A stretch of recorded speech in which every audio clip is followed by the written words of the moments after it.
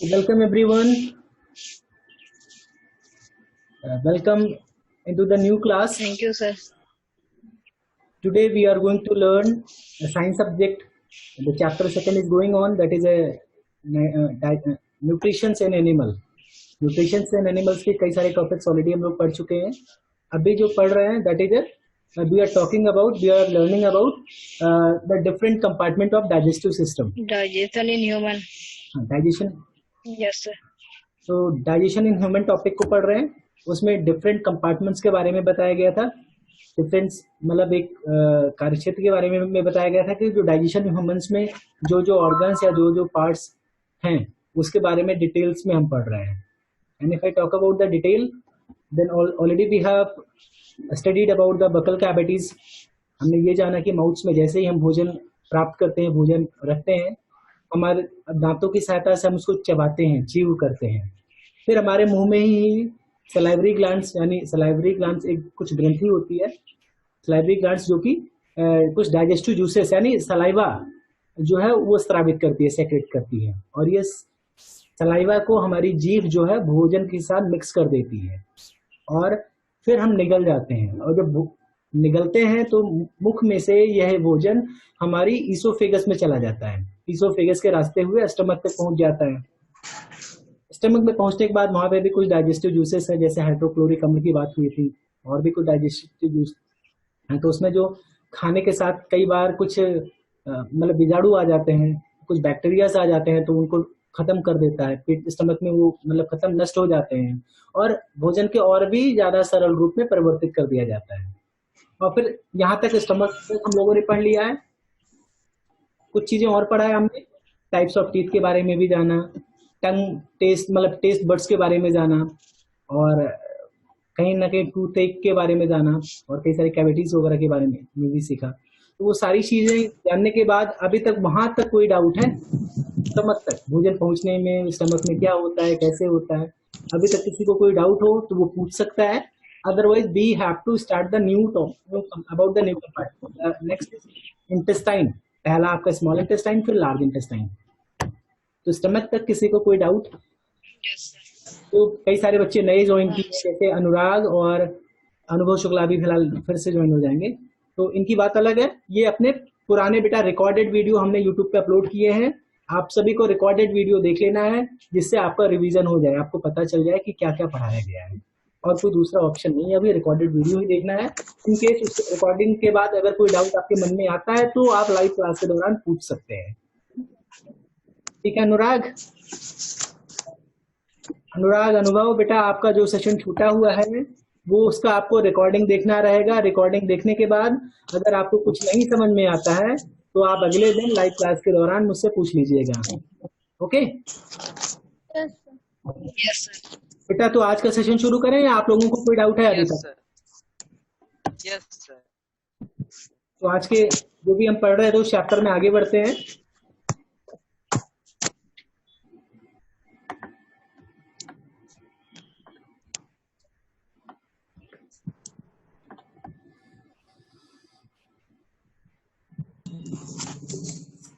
आपकी बुक्स आपको दिखने लगी होगी ना? Yes, sir. हाँ, ये डाइजेस्टिव सिस्टम का ये यहाँ पे आपका डायग्राम है.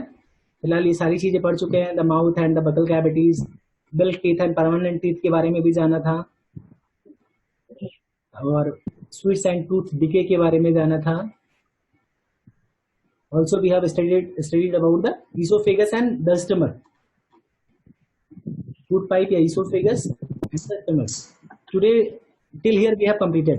So moving ahead towards the small intestine. बेटा अभी तक स्टमक तक हम लोगों ने क्या पढ़ा? स्टमक तक जब भोजन पहुंचता है तो वहां पे कुछ जो डाइजेस्टिव जूस होते हैं वो हमारे भोजन को और भी सिंपलर फॉर्म में चेंज कर देते हैं, कन्वर्ट कर देते हैं. ठीक है? और फिर उसके बाद क्या होता है, जो स्टमक का एक दूसरा सिरा जो होता है वो स्मॉल इंटेस्टाइन से जुड़ा होता है. स्टमक में सिंपलर फॉर्म में और भी जब चेंज हो जाता है तब उसके बाद जो भोजन के पार्टिकल्स हैं, कंपोनेंट्स ऑफ आपका फूड है, वो स्मॉल इंटेस्टाइन की तरफ चले जाते हैं, यानी स्मॉल इंटेस्टाइन तक पहुंच जाते हैं या उसके अंदर प्रोग्रेस करते हैं. तब अब ये स्मॉल इंटेस्टाइन है क्या, ये हम जानेंगे आज। सबसे पहले स्मॉल इंटेस्टाइन क्या है ये जानते हैं, ये इसका क्या कार्य है ये जानेंगे, ये कैसे बेनिफिशियल है डाइजेस्टिव सिस्टम में, इसके फंक्शन क्या है, इसके कार्य क्या है, इस चीजों को जानेंगे। तो क्या है स्मॉल इंटेस्टाइन, इसको देखते हैं। The small intestine is highly coiled and is about 7.5 metre long. बेटा जो स्मॉल इंटेस्टाइन है एक तरीके से 7.5 मीटर्स लंबा एक नली है जो कि बहुत ही हाईली कॉइल्ड होता है।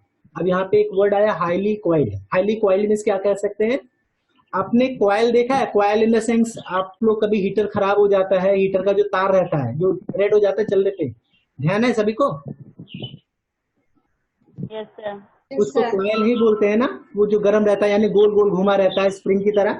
स्प्रिंग जो हमारा कॉइल का ही रूप होता है, यानी हाईली कॉइल यानी गोल गोल घुमावदार या गोल चक्कर में कोई चीजें अगर है तो उसको हाई कॉइल बोलते हैं। ठीक है, एग्जाम्पल के लिए आप कोई स्प्रिंग ले सकते हैं, संरचना है वो हाईली कॉइल्ड है यानी गोल संरचना में घुमावदार है कि नहीं?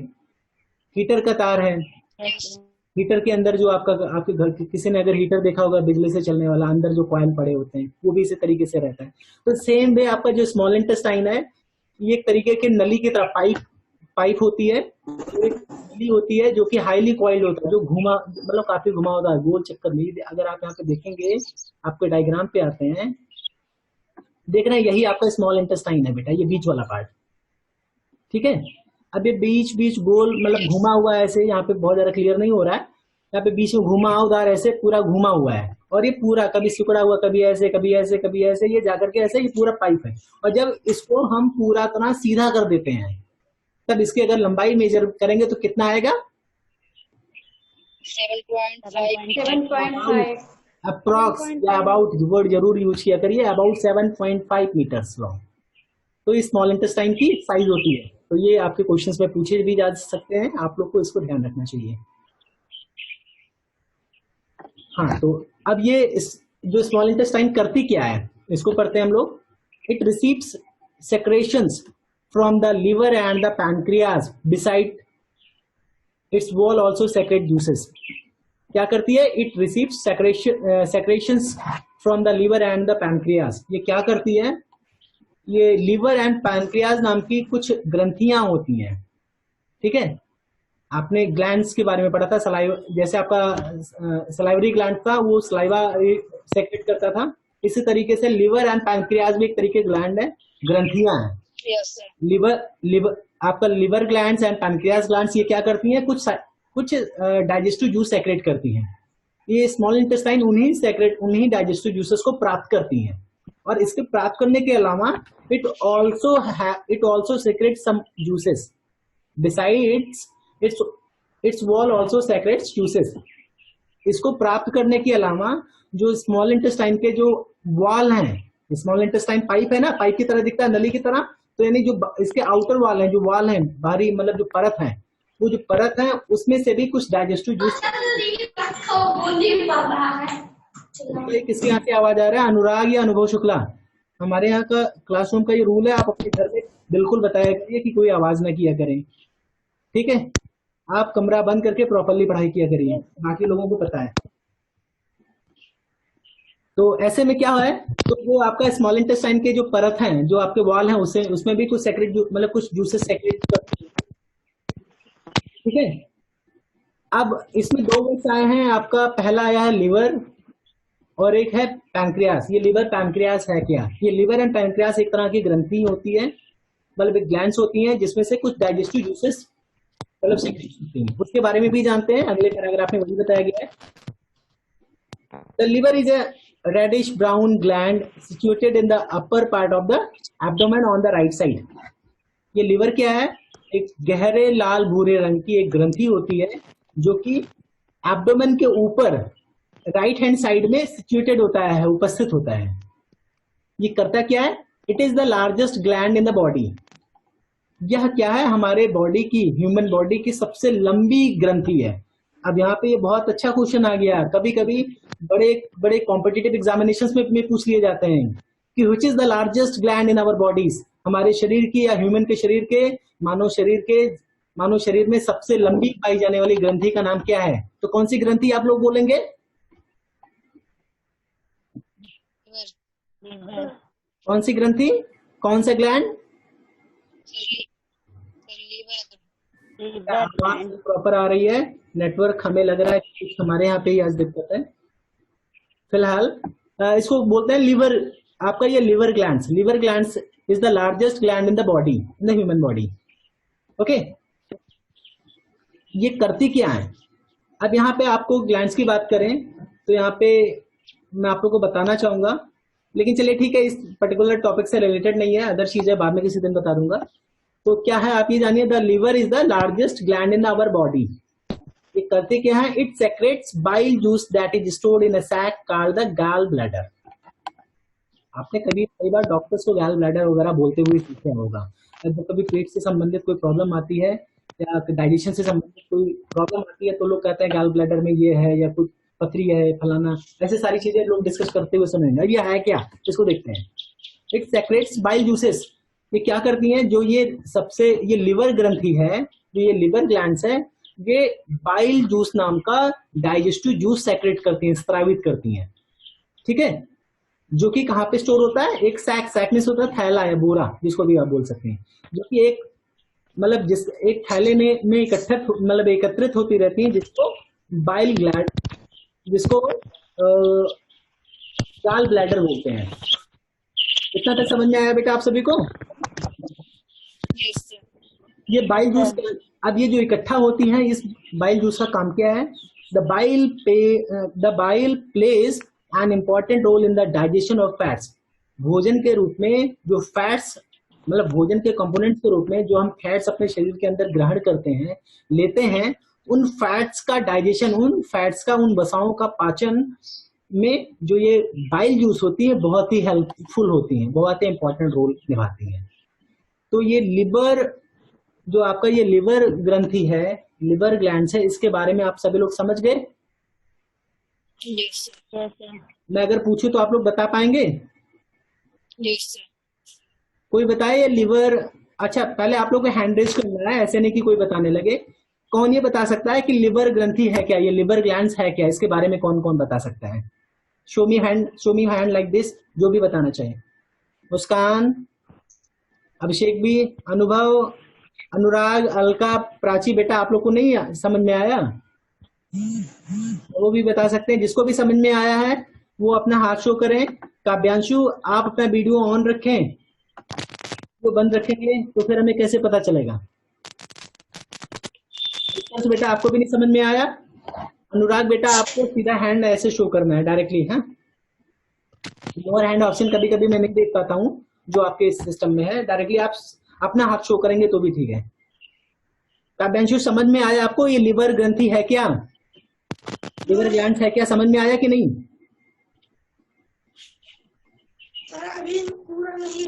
चलो ठीक है, तो अभिषेक आप जरा समझाइए ये लिवर ग्रंथि क्या है। आप पहले बताइए, फिर इनसे पूछेंगे हम। yes sir. So the liver is a reddish brown gland located on the right side of the upper part of abdomen. It secretes bile juice that stores in a sac called gallbladder. The bile juice plays an important role in the digestion of fat. Very good, बहुत ही अच्छा answer दिया, मैंने कल देख लिया। मुस्कान बेटा, एक बार आप भी बताइए, जिससे एक बार फिर से इन लोग को रिवीजन हो जाए, और फिर उसके बाद काव्यांशु बताएंगे, या मैं और किसी का भी नाम ले सकता हूँ, अलका, आकृति, आदर्श, किसी का भी नाम ले सकता हूँ। मुस्कान बेटा आप बताइए। Yes sir. Sir, it is the largest gland in our body. It secretes bile juices that is stored in the sac called the gallbladder. This gallbladder plays an important role in the digestion of fat.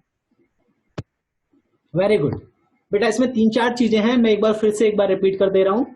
अनुराग जरा आप बताइए। अनुराग का भी फिलहाल picture नहीं proper आ रहा है, network की प्रॉब्लम है। कौन बताएगा अभी? कौन बता सकता है आप लोगों में? अब इसके अलावा अनुराग आप ही बताइए, ये लिवर ग्रंथियां क्या है, लिवर ग्लैंड्स क्या है, इसके बारे में बताइए।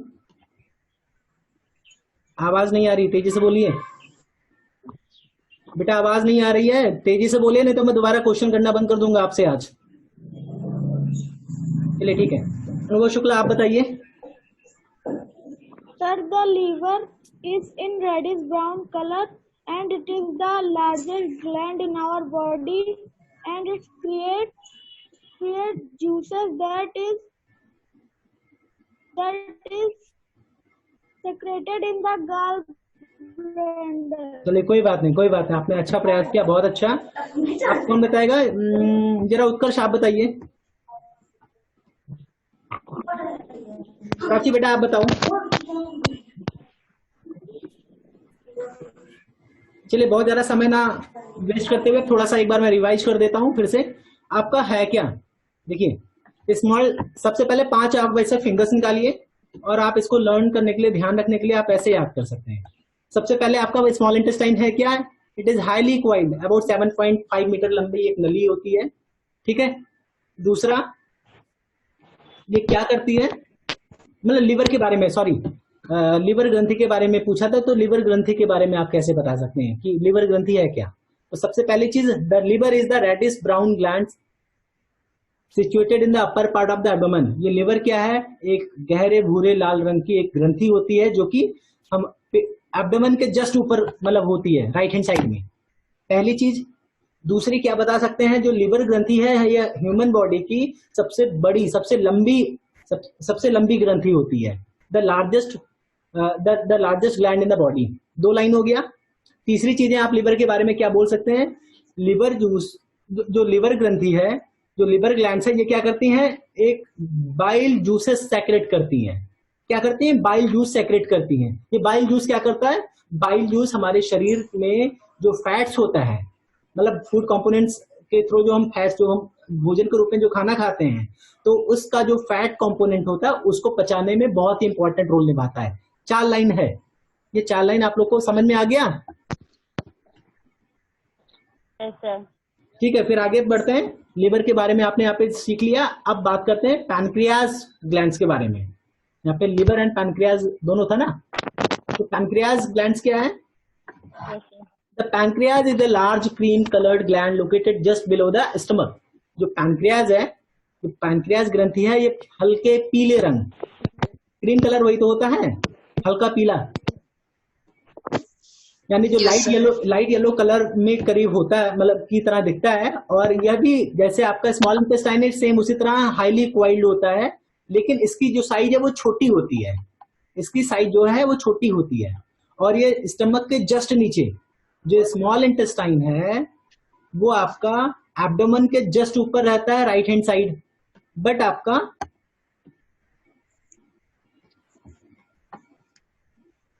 ठीक है,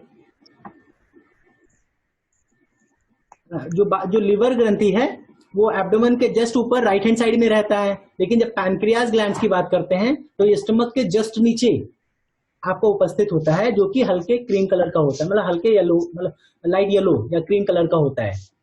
ओके, ये भी इसी तरह गोल चक्कर में हाईली क्वाइल्ड होता है, इसकी साइज छोटी होती है।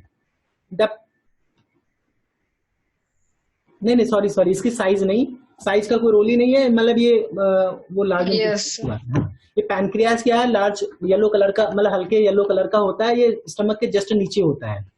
ये क्या करती हैं, ये भी कुछ डाइजेस्टिव जूसेस सेक्रेट करती हैं, स्रावित करती हैं। ये डाइजेस्टिव जूस क्या हो सकता है? Pancreatic juices acts on carbohydrates, fats and proteins and changes them into the simpler form।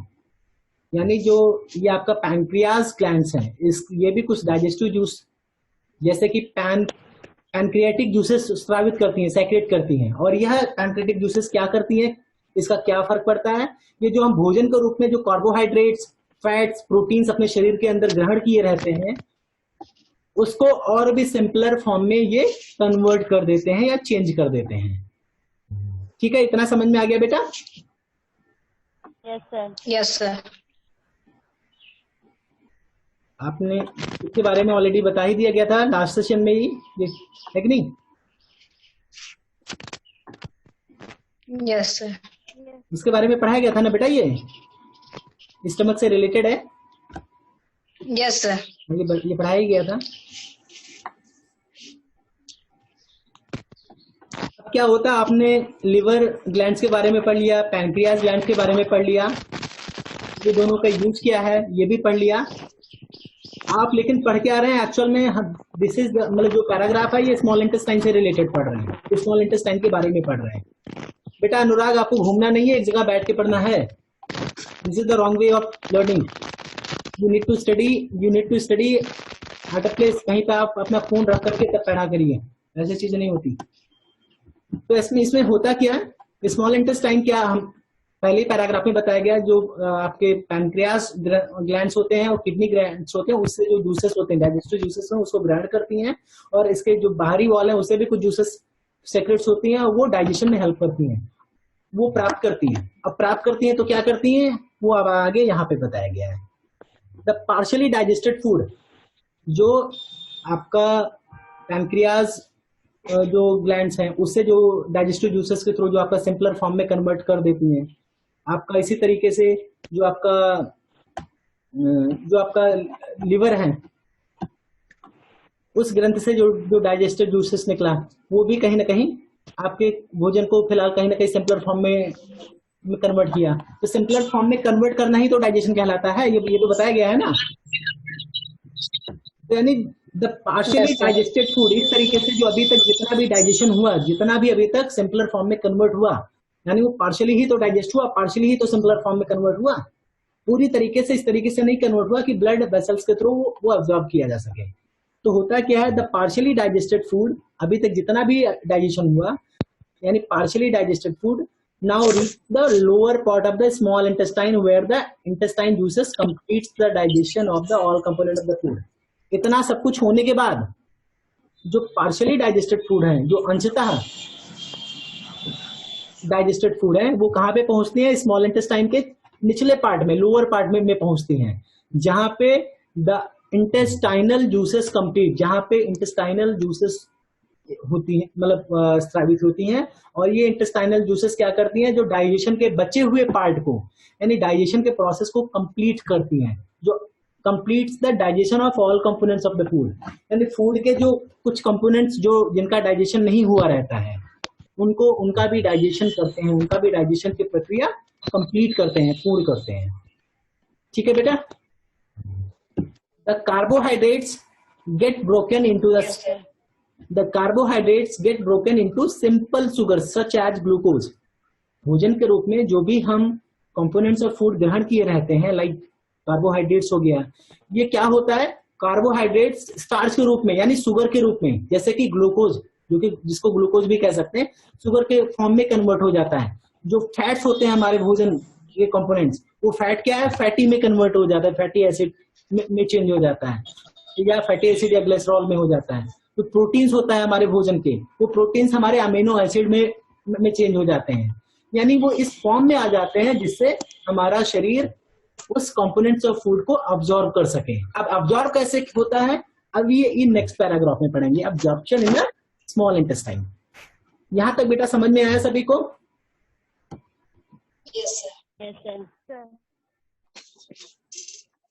The digested food, यानी पूरी तरीके से कन्वर्ट हो गया आपका कार्बोहाइड्रेट्स, किस में कन्वर्ट हुआ, ग्लूकोज या स्टार्च में, और आपका जो फैट है वो फैटी एसिड्स में, और जो आपका प्रोटीन्स है वो एमिनो एसिड्स में, यानी ये डाइजेस्ट हो चुके हैं ना, तभी तो कन्वर्ट होना, मतलब सिंपलर फॉर्म में आ गए।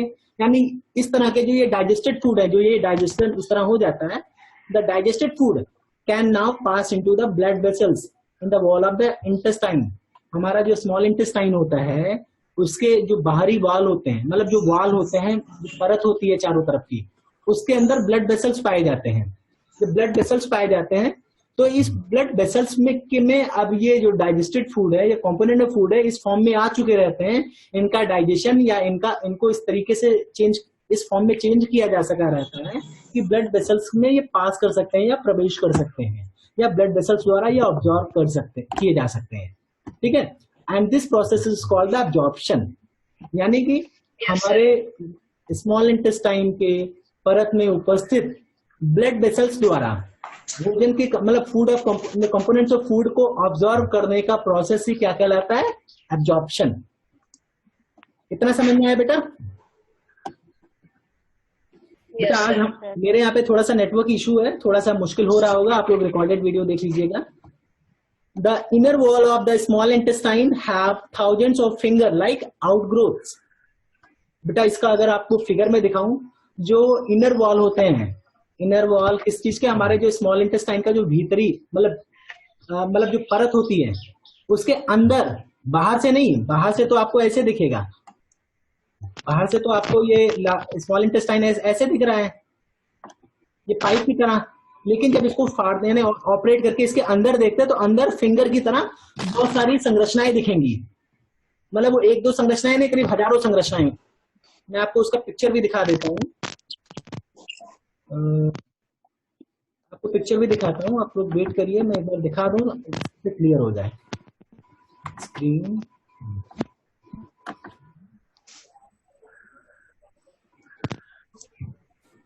तो अभी आपको क्रोम दिखने लगा है कि नहीं? तू बेटा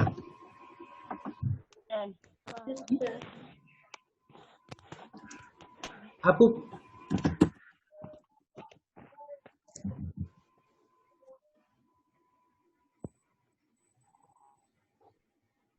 आपको यहाँ पे आप देख रहे हैं, ये पिक्चर देख रहे हैं, ये वाला पिक्चर देख रहे हैं बेटा? ये इसको देखिए, और बड़े में ओपन करता हूँ। ये पिक्चर आपको दिख रहा है, ये फिंगर की तरह ही तो दिख रहा है। Yes sir. Yes sir.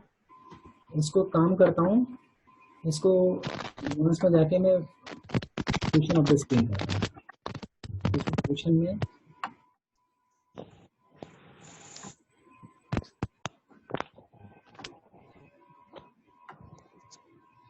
अब आपको ज्यादा प्रॉपर दिख रहा होगा। जो ये देखो, ये हमारे स्मॉल, अब आपको पिक्चर ही केवल दिख रहा होगा, हमारे जो स्मॉल इंटेस्टाइन में जो वॉल होते हैं, बाहरी चारों तरफ की परत होती है, उसका जो इनर पार्ट है उसमें इसी तरह फिंगर की तरह दिखने वाली इसी तरह की बहुत सारी संरचनाएं होती हैं। अब इसका काम क्या होता है उसको देखते हैं, पढ़ते हैं। आपके बुक्स आपको देखने लगी बेटा? बुक्स देखने लगी ना बेटा? Yes, sir. हाँ। Yes, The sir. inner wall of the inner walls of the small intestine have thousands of finger-like outgrowths. जो हमारे स्मॉल इंटेस्टाइन का इनर वॉल्स होता है उसमें फिंगर की तरह दिखने वाली बहुत सारी संरचनाएं होती हैं, बहुत सारे उभरे हुए पार्ट दिखते हैं। These are called the villi. ये क्या कहलाते हैं? विली। बेटा villi is the plural word, यहाँ पे इसका सिंगुलर विलस लिखा है, ठीक है। अब इसमें विली, इसमें प्लूरल वर्ड क्यों यूज किया गया? क्योंकि बहुत सारी संरचनाएं, थाउजेंड्स ऑफ विलीज है ना, थाउजेंड्स ऑफ विलेज है ना, इसीलिए उसको प्लूरल फॉर्म में लिखा है विलीज। अब can you guess what the role of villi could be in the intestine? क्या आप ये गेस कर सकते हैं? क्या आप ये अनुमान लगा सकते हैं हमारे इंटेस्टाइन में इन विलीज का क्या रोल है? ये विली क्या करते हैं? क्या करते हैं? The villi increases the surface area of the villi increase the surface area for absorption of the digested food. क्या करती हैं? जो हमारी डाइजेस्टेड फूड होते हैं इनके लिए जो सरफेस एरिया उसको बढ़ाते हैं, उसको और भी ज्यादा, और जो तल है, सतह है, तल है, उसको और भी ज्यादा करते हैं, और आसानी से जिसका एब्जॉर्ब, हमारा जो मतलब जो बॉडी है आसानी से हमारे उस कंपोनेंट फूड को एब्जॉर्ब भी किया जा सके। जिससे each villus has a network of thin and small blood vessels close to its surface. सभी विलस पे, यानी जो ये थाउजेंड्स ऑफ विलीज आपने देखा, इसमें हर विलस जो है, प्रत्येक विलस में आपका प्रत्येक विलस में आपको कहाँ पे पढ़ रहे थे? each village has a network of thin and small blood vessels. सभी विलस में क्या है? ब्लड वेसल्स के मतलब छोटे छोटे जाल उसमें उनकी सतह पे फैले हुए होते हैं, यानी ब्लड वेसल्स के जो जाल है उनकी सतह पे फैले हुए होते हैं। अब ब्लड जो विलेज में आपके फूड, जो डाइजेस्टेड फूड है उनके लिए जगह भी ज्यादा होती है, और क्या ये ब्लड वेसल्स के थ्रू अब्जॉर्ब कर लिए जाते हैं, यानी उनकी सतह पे जब ये होते हैं तो ब्लड वेसल्स के थ्रू इस फूड कंपोनेंट्स को अब्जॉर्ब भी कर लिए जाते हैं। वही आगे लिखा है, each villus has a network of thin and small blood vessels close to its surface. इनके सरफेस पे इनके ब्लड वेसल्स, छोटे छोटे ब्लड वेसल्स और पतले और छोटे छोटे ब्लड वेसल्स फैले हुए रहते हैं इनकी सतह पे। The surface of the villis absorb the digested food material. जो विली के जो सरफेस हैं, ये जो डाइजेस्टेड फूड के जो मटेरियल्स हैं उसको उनको एब्जॉर्ब कर लेते हैं, यानी अवशोषित कर लेते हैं, सोख लेते हैं. The absorbed substance are transported via the blood vessels to the different organs of the body. अब जो ये भोजन, जो कंपोनेंट्स ऑफ फूड है उसको जो ऑब्जॉर्व किए जाते हैं वो क्या ब्लड वेसल्स के थ्रू ट्रांसपोर्ट किए जाते हैं. कहाँ पे ट्रांसपोर्ट किए जाते हैं? हमारे शरीर के डिफरेंट ऑर्गन्स में, डिफरेंट पार्ट्स में, ठीक है. Where they are used to build complex substance such as the proteins as required by the our body. अब क्या होता है, जब ब्लड वेसल्स के थ्रू जो ये अब्जॉर्ब किए हुए कंपोनेंट्स ऑफ फूड है उनको हमारे शरीर के विभिन्न अंगों तक पहुंचा दिया जाता है, डिफरेंट ऑर्गन्स तक पहुंचा दिया जाता है. इसका यूज शरीर द्वारा रिक्वायर्ड, जैसे कि प्रोटीन हो गया, शरीर को जरूरत है, तो जो भी शरीर को आवश्यक है उसको बनाने के लिए जिसका यूज किया जाता है. This is called assimilation. तो इसी को एसिमिलेशन भी कहते हैं. ये चैप्टर शुरू करने के पहले एब्जॉर्प्शन, एसिमिलेशन, आपका ये सारी चीजें बताई गई थी ना. इजेशन यहाँ पे है, ये भी बताया गया था, पढ़ाया गया था ना. Yes sir. बेटा अभी समय कम है, इस वजह से ज्यादा मैं क्वेश्चन नहीं करता हूँ. Only 6 minutes are remaining in this session. तो क्या है, इस प्रोसेस को क्या कहते हैं? एसिमिलेशन. कौन से प्रोसेस को एसिमिलेशन कहते हैं? जो भी ब्लड वेसल्स द्वारा जो फूड कंपोनेंट्स है उसको ऑब्जॉर्ब, मतलब उसको हमारे शरीर के विभिन्न अंगों तक पहुंचाना, हमारे शरीर के डिफरेंट ऑर्गन्स तक ब्लड वेसल्स द्वारा फूड कंपोनेंट्स को पहुंचाना, और हमारे जो डिफरेंट ऑर्गन्स हैं उनको इन कंपोनेंट्स का यूज करके अपने लिए जरूरी प्रोटीन्स को बनाने की प्रक्रिया ही एसिमिलेशन कहती है, ठीक, कहलाती है. Okay. In the cells, glucose breaks down with the help of oxygen. In the cells, glucose breaks down with the help of oxygen into carbon dioxide and water, and energy is released. होता क्या है, हमारे शरीर के अंदर कोशिकाएं, जो कोशिकाएं हैं, कोशिकाओं में क्या होता है? इन द सेल्स, कोशिकाओं में जो ये ग्लूकोज क्या होता है? Glucose breaks down with the help of oxygen into the carbon dioxide and water. जो ग्लूकोज होता है, ग्लूकोज कार्बोहाइड्रेट्स ग्लूकोज में कन्वर्ट हो जाता है ना डाइजेशन के बाद, और उन्हीं ग्लूकोज को हमारे एसिमिलेशन प्रोसेस के थ्रू ऑब्जॉर्व किया जाता है और हमारे शरीर के विभिन्न अंगों में पहुंचाया जाता है. तो ये ग्लूकोज करता क्या है? ये glucose breaks down with the help of oxygen into the carbon dioxide and water. ये जो ग्लूकोज है कार्बन डाइऑक्साइड एंड वाटर में चेंज हो जाता है. किसके हेल्प से? ऑक्सीजन के हेल्प से. जो ये ग्लूकोज है इनका विघटन कार्बन डाइऑक्साइड या वाटर के रूप में हो जाता है. एंड एनर्जी इज रिलीज, जिससे हमारे शरीर में, हमारे उन ऑर्गन्स में कुछ एनर्जी रिलीज होता है जो रिक्वायर्ड है, जो एनर्जी बहुत जरूरी है. आप लोगों ने पढ़ा भी है इसके पहले के क्लासेस में. Energy is very essential. तो एक तरह की एनर्जी रिलीज होती है, that is very important for the human being, for any organism. तो इस तरीके से जो ग्लूकोज होता है वो ऑक्सीजन की हेल्प से कार्बन डाइऑक्साइड एंड वाटर में जो ग्लूकोज का विघटन कार्बन डाइऑक्साइड एंड वाटर में हो जाता है. किसकी हेल्प से? ऑक्सीजन की हेल्प से. और फलस्वरूप क्या होता है? जिससे कुछ एनर्जी हमारे शरीर में रिलीज होती है, जो कि हमारे शरीर के लिए बहुत इंपॉर्टेंट होता है.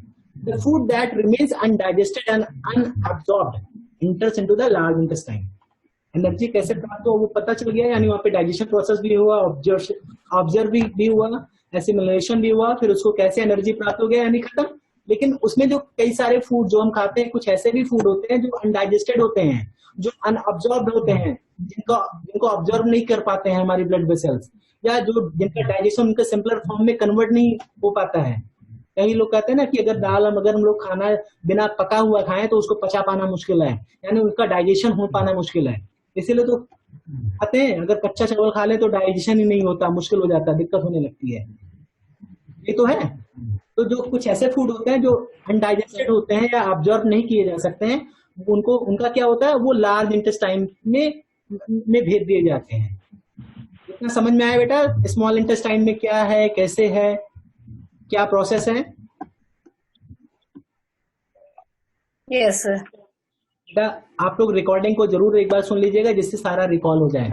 Only 2 minutes is remaining. Large intestine में भी मैं कवर करने की कोशिश करता हूँ. आज सेशन कंप्लीट हो जाएगा, तो जो बचा हुआ डाउट है आप लोग के मन में इससे रिलेटेड कोई क्वेश्चन होगा, कोई क्वेरी होगा तो उसको लिख करके रखिएगा, आप व्हाट्सएप करके पूछ लीजिएगा, नहीं तो आप अगले दिन जब क्लास शुरू होगी, परसों फिर से साइंस की क्लास होगी, तब आप पूछ लीजिएगा। Okay, yes sir. Small intestine में इतने सारे प्रोसेस होने के बाद जो अनडाइजेस्टेड फूड है वो क्या लार्ज इंटेस्टाइन में भेज दिए जाते हैं। लार्ज इंटेस्टाइन क्या होता है, इसमें क्या होता है, the large intestine is wider and shorter than the small intestine. जो लार्ज इंटेस्टाइन होता है या स्मॉल इंटेस्टाइन से चौड़ा होता है लेकिन छोटा होता है। It is about 1.5 metre in length. इनका अगर लंबाई देखेंगे इसको भी फैला करके तो ये करीब 1.5 मीटर इनका मेजर करेंगे, इनकी लंबाई होती है। Its function is to absorb water and some salts from the undigested food material। इनका कार्य क्या है, जो अनडाइजेस्टेड फूड है उसमें से वाटर और साल्ट को ये एकत्रित कर लेते हैं, ऑब्जर्व कर लेते हैं अलग, यानी उसमें से जितने भी अगर साल्ट और वाटर मटेरियल होते हैं उसको कंपोनेंट्स होते हैं उसको ऑब्जर्व कर लेते हैं, और बाकी के जो बचे हुए कंपोनेंट्स हैं, the remaining waste passes into the rectum. और बाकी के जो बचे हुए वेस्ट हैं यानी वाटर और साल्ट ऑब्जर्व करने के बाद जो चीजें बची उसको क्या किया जाता है, पासेस इनटू द रेक्टम, वो रेक्टम में भेज दिया जाता है। And remains there as a semi solid faeces, जो कि एक तरीके से कह सकते हैं कि अर्ध दृढ़ सॉलिड में जो semi solid faces, semi faces में क्या होता है, मल, मतलब अर्ध दृढ़ मल में फिलहाल रहता है, सॉलिड के फॉर्म में रहता है। कहाँ पे रहता है, रेक्टम में रहता है, जो कि समय समय पे इस मल को the faecal matter is remove through the anus from time to time, जो कि समय समय पे एनस के थ्रू हम इन मलों का त्याग कर देते हैं, बाहर निकाल देते हैं। And this process is called the egestion, और इस प्रोसेस को क्या कहते हैं, इजेशन। तो स्मॉल इंटेस्टाइन, लार्ज इंटेस्टाइन में कुछ कोई डाउट तो नहीं बेटा? अगर डाउट होगी तो आप अगले सेशन में पूछिएगा। अभी कोई वैसे लार्ज इंटेस्टाइन समझ में आया या मैं एक बार तुरंत जल्दी से फिर और बता दूं? सर आ गया समझ। फिर भी मैं एक बार बताता हूँ। लार्ज इंटेस्टाइन स्मॉल इंटेस्टाइन की तरह संरचनाओं वाला ही रहता है। ये थोड़ा सा छोटा होता है लेकिन उससे चौड़ा होता है। इसका फंक्शन क्या है, इसका फंक्शन हमारा जो अनडाइजेस्टेड फूड है उसमें से वाटर और साल्ट को ऑब्जर्व करके अलग कर लेना, बाकी के जो बचे हुए मटेरियल है वो रेक्टम में भेज देना। रेक्टम क्या, मालाशय, जहाँ पे हमारे सब मिला के जो मल एकत्रित होते हैं, ठीक है। और ये मल समय समय, मतलब थोड़े थोड़े समय पे मनुष्य क्या करता है, समय समय पे उसको बाहर कर देता है, ठीक है, एनएस के थ्रू। और